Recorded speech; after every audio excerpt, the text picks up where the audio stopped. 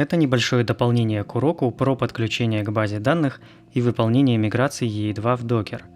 Если вы все сделали как в предыдущем уроке, ссылку на урок вы найдете в описании и в подсказках к видео, то при попытке повторно выполнить миграции, либо обратиться к базе данных из вашего приложения, вы получите сообщение об ошибке подключения.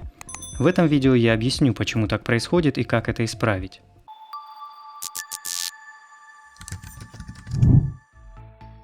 В прошлом видео мы настроили подключение к базе данных в конфиге common config main local php.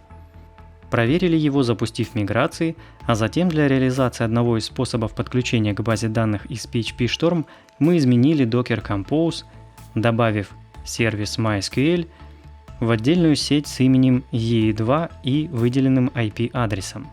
Теперь, если попробовать выполнить миграции из контейнера, то мы получим сообщение об ошибке.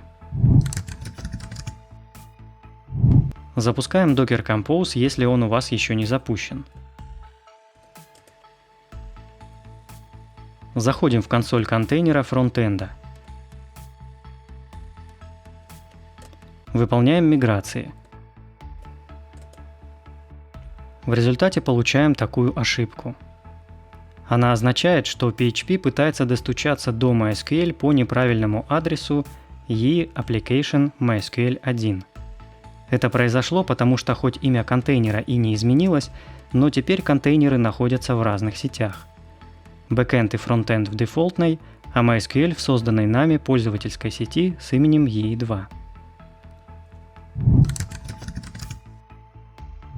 Чтобы исправить ошибку, нам нужно либо в конфиге EE для подключения к базе данных использовать указанный IP-адрес контейнера вместо его имени, либо добавить все контейнеры в сеть EE2. Я предпочитаю этот вариант. Вернем имя контейнера в параметр host. Добавим в Docker Compose в сервис Frontend Networks EE2.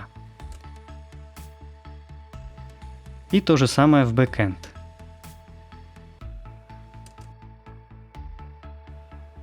Выйдем из консоли контейнера и перезапустим Docker Compose. Теперь снова зайдем в консоль контейнера.